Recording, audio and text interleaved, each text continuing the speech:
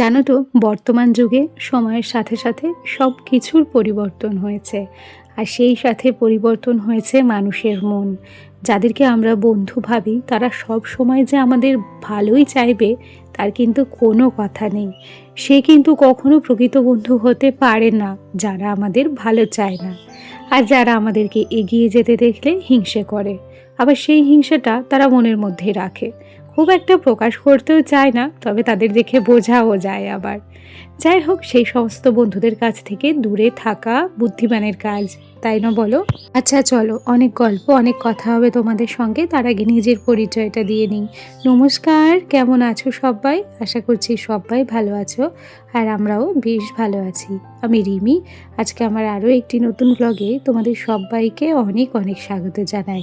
আজকের ব্লগটা শুরু করেছি একটু বেলা থেকে। সকালবেলা উঠে ঘরদোরের বাসি কাজকর্ম সমস্ত সেরে বাসি নাইটিটা চেঞ্জ করে সোজা চলে এসেছি রান্নাঘরে।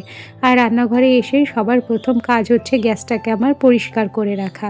জানো একটা কথা কি, আজ আমি অনেক দিন হলো বাড়ি নেই, বাবার বাড়ি রয়েছি আজ প্রায় 1 সপ্তাহ ছেলেটার জন্য।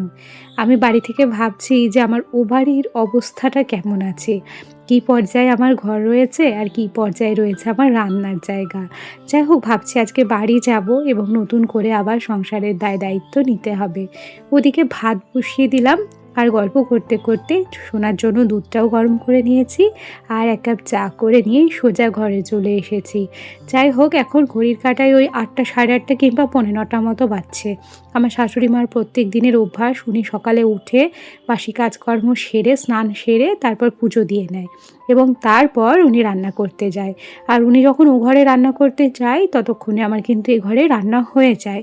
কারণ কি, আমার ছেলেটা তো ছোট, ওকে নিয়ে আমার তো বেলা 11:30, 12টার সময় সকালের খাবার খেলে চলবে না।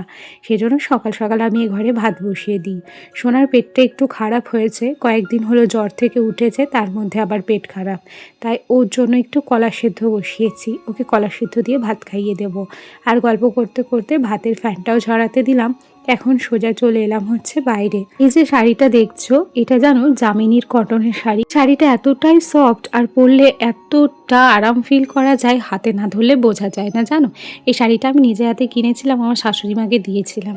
আমি এখন ওনাকে যে শাড়িই দিই না কেন এরকম নরম টাইপের শাড়িই দিই, তাতে করে ওনার পরতে সুবিধে হয় এবং ওনারা পছন্দও করে। আজকে না বেশ কয়েকটা বালিশের কভার ভিজিয়ে দেবো ভাবছি। অল্প অল্প করে কিছু কিছু কাচাকাচি করে রাখতে হবে, কেন কি একসাথে সব কিছু কাচাকাচি করতে গেলে না অনেকটা কষ্ট হয়ে যায়। আজকে ভাবছি বালিশের কভারগুলো কাচবো, আর তারপর বিছানার চাদর আর অন্যান্য যা সমস্ত রয়েছে সেগুলো কাচবো। জানো, বেশ কয়েকদিন হলো আমরা সর্ষের তেল মাখতাম, শীতের সময় আর কি। শীতের সময় না তখন বডি অয়েল মাখলেও গাটা কেমন যেন একটু টান টান ভাব লাগতো, তাই ওই যে সর্ষের তেল মাখতাম। কি হয়েছে জানো, এই যে গামছাটা দেখছো না চেয়ারের উপরে, এই গামছাটা সর্ষের তেলে তেলে এতটা চিটচিটে হয়ে গেছে, ওকে একদিন ভালো করে আমি গরম ফ্যানে ফুটিয়েছি সার্ফ দিয়ে, তাও সেই তেল চিটচিটে ভাব ওঠে না। আর গামছা তো আমি গরম জলেই কাচি, ঠান্ডা জলে কাচি না। এখন যে কি উপায় আছে গামছাটাকে আবার আগের অবস্থায় ফিরিয়ে আনতে, তা কিন্তু আমার জানা নেই। যদি কারোর জানা থাকে আমাকে কিন্তু জানাতে পারো। যাই হোক, টুকিটাকি একটা বিছানার চাদর, একটা স্টোল এবং একটা গামছা ছিল, সেটাকেই আমি কিন্তু ভাঁজ করে আলনায় রেখে দিয়েছি।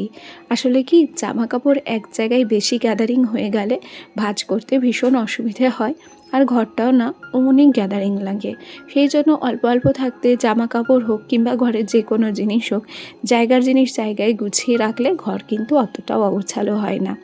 এখন না বালিশের কভারগুলোকে পরিয়ে নিচ্ছি। যে বালিশের কভারগুলো পরানো ছিল সেগুলোকে ভিজিয়ে দিয়েছি, আর এক্সট্রা অনেক বালিশের কভারই আমার কাছে থাকে, আর সেইগুলোই এখন বালিশের কভার পরিয়ে নিচ্ছি। আর সেই সাথে ভেবেছি আজকে কোল বালিশের কভারটাও চেঞ্জ করব। আমি একটা জিনিস খেয়াল করেছি, জানো তোমরা খেয়াল করেছো কি না জানি না, যে সমস্ত নাইটিগুলো আমরা আর পরি না, একটু হলেও কালার ভালো থাকে, সেই সমস্ত নাইটি দিয়ে যদি বালিশের কভার তৈরি করা যায়, সেই বালিশের কভারটা না অনেক দিন টেকসই হয় কেনা বালিশের তুলনায়। এখন জানি না কার কাছে কি মনে হয়। আমার নাইটিগুলো খুব একটা যে খারাপ হয়ে যায় তারপর আমি বালিশের কভার বানাই তা কিন্তু নয়। আমার কিন্তু প্রচুর নাইটি, তাই খুব একটা নাইটি আমার কিন্তু নষ্ট হয় না। তবু যেগুলো আর একঘেয়েমিভাবে পরতে ইচ্ছে করে না সেগুলো দিয়ে আমি বালিশের কভার বানিয়ে নিই। ওদিক থেকে টাকাটাও সেভ হয়, আবার জিনিসটাও কিন্তু টেকসই হয়। একটা সংসার চালানো যেমন পুরুষের দায়িত্ব, ঠিক সেই সংসারে হিসেব নিকেশ করে কিছু জমানোর এবং সংসারটাকে এগিয়ে নিয়ে যাওয়ার দায়িত্ব হচ্ছে একজন বউয়ের উপরেই থাকে। তাই স্বামী চাকরি করুক কিংবা ব্যবসা কিংবা যে কোনো কাজ করুক না কেন, ছোট্ট ছোট্ট হিসাব করে যদি আমরা চলতে পারি তাহলে আমাদেরই কিন্তু অনেকটা হলেও টাকা সেভ হয়, আর সেই সাথে স্বামীর পকেটটাও একটু আধটু বাঁচে, আমার তো তাই মনে হয়। যাকগে, চলো গল্প করতে করতে আমি বিছানাটাকে এখন টান টান করে গুছিয়ে নেব। আজকে আমি কিন্তু নতুনভাবে ঘরটাকে সাজিয়ে নিলাম। কেন কি বলো, বিছানার যে আগের চাদরটা ছিল সেটাকে চেঞ্জ করেছি। আর একটা ঘরে বিছানার চাদর মাঝে মাঝে চেঞ্জ করলে ঘরটার সৌন্দর্য কিন্তু সত্যিই বাড়ে, জানো তো। একটা ধোয়া কাচা বিছানার চাদর আর সেই সাথে একটা টান টান বিছানা একটা ঘরের ম্যারমেরে ভাবকে অনেকাংশে কাটিয়ে তুলতে সাহায্য করে। দেখো তো আজকে আমার খাটটা কত সুন্দর লাগছে, আর বিছানার চাদরটাও তো আমার কাঁচা ছিল। আর মাঝে মাঝে এরকম করে বিছানার চাদর চেঞ্জ করতেও আমার বেশ ভালো লাগে। অনলাইনে বেশ কয়েকটা বিছানার চাদর দেখেছি, জানো, আমার ইচ্ছে হচ্ছে নিতে। তারপর ভাবছি যে পয়লা বৈশাখের আগে তো কেনাকাটা করতে যেতেই হবে, যদি আমার বর ছুটি পায় তো তাহলে বাইরে থেকেই বিছানার চাদর কিনে আনবো, অনলাইনে থেকে না, দোকান থেকে। আর এবার ইচ্ছে আছে লাল, গোলাপি কিংবা হলুদ বাদে অন্য কোনো বিছানার চাদরের কালার কেনা। দেখা যাক এখন কি হয়। আবার আমাদের এখানে হাটেও বেশ ভালো ভালো জিনিস পাওয়া যায়, তবে হাটে আর যাওয়ার সাহস পাচ্ছি না। কেন কি আগের দিনে যে বিছানার চাদরটা নিয়েছিলাম অরেঞ্জ কালারের হলি চাপা, ওটা অনেকটা ছোট বেরিয়েছে। যাকে, চলো গল্প করতে করতে সোনাকে স্নান করিয়ে দিয়েছি, আর তারপর ওকে রেডি করিয়ে দিলাম। ওর জ্বরটা এখন একটু কম আছে, তবে কখন যে জ্বর আসে আর কখন যে জ্বর যায় বুঝেও সারতে পারি না। হট করে ভালো ছেলেটার জ্বর চলে আসে। ডাক্তার তো দেখাচ্ছি, ভাবছি সামনের বৃহস্পতিবার কিংবা শুক্রবারে আরও একবার ওকে ডাক্তারের কাছে নিয়ে যাব। এখন বেশ কয়েকটা জামা কাপড় রয়েছে, কুর্তি, তারপরে প্যান্ট, এগুলোকে একটু ভাঁজ করে নিচ্ছি।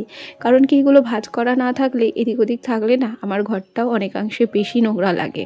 আর তার উপরে তোমরা তো জানোই যে আমার এই একটাই ঘর, সুতরাং পরিষ্কার পরিচ্ছন্ন করে রাখতেই হয়, না হলে বাজে দেখায়। আর বাড়িতে অসুস্থ লোক থাকলে সেই সাথে ঘরও যদি অগোছালো থাকে তাহলে মনে হয় কি দ্বিগুণ অসুস্থতা লাগে আমার কাছে। সেই জন্য আমি যতই ব্যস্ত থাকি না কেন, আমার যতই ভালো লাগুক খারাপ লাগুক, ঘরটাকে আমি গুছিয়ে রাখি। আর ঘরটা গুছিয়ে রেখে না এক প্রকার মানসিক শান্তি পাই। আচ্ছা, তোমাদের সঙ্গে গল্প করতে করতে কুর্তিগুলো ভাঁজ করে আমি শোকেসে রেখেছি, আর সেই সাথে মশারিটাও ভাঁজ করা হয়ে গেছে, মশারিটাও শোকেসে রাখলাম। এখন বাড়তেই রইল এই কয়েকটা শীতের জামা কাপড়। এবার তোমরা ভাবছো তো যে এখন গরম পড়ে গেছে, শীতের জামা কাপড়গুলো কি করছে। আসলে আমার এই বাস্কেট ব্যাগের মধ্যে পুরানো একটা জিনিস ছিল, সেটাকে বার করতে হয়েছে। আর ওটাকে বার করার পর এই সোয়েটারগুলো আবার নতুন করে গুছিয়ে রাখছি। যাই হোক, শীত তো চলেই গেল, আর তো সোয়েটারের দরকার নেই। আবার সামনের বারের জন্য প্রস্তুতি নেব। সামনের বার যখন হালকা হালকা শীত আসবে তখন আবার কিন্তু কাজ বেড়ে যাবে, আর সেই সাথে বেড়ে যাবে আমার অস্বস্তি। কারণ কি, আমার শীতকাল একদম পছন্দ হয় না। তবে এই যে হালকা হালকা গরম পড়ে গেছে, এতেও কিন্তু বিরক্তি ধরে যাচ্ছে। এখনও বৈশাখ মাস আসা বাকি, তার আগেই ভীষণ গরম পড়েছে। এখন স্নান করতে যাব। আর খেয়াল করো, আমার কাছে একটা ফেস প্যাক রয়েছে। এটা হচ্ছে বিটরুট পাউডার এবং অরেঞ্জ পিল পাউডার অ্যাড করা, আর সেই সাথে মসুর ডাল। যাই হোক, আমার না এই ফেস প্যাক ইউজ করতে বেশ ভালো লাগে। প্রত্যেকেই চায় একটা গ্লোয়িং স্কিন। আমি কালো হলাম তাতে কি হলো, আমারও কিন্তু মনে হয় যে আমার স্কিনটা যেন একটু গ্লো করে, আর সেই জন্য নিজের স্কিনেরও একটু একটু করে যত্ন নিই। আচ্ছা, ভিডিওর এ পর্যায়ে এসে আমার আজকের ভিডিওটি তোমাদের কেমন লেগেছে কমেন্ট করে জানাতে ভুলো না।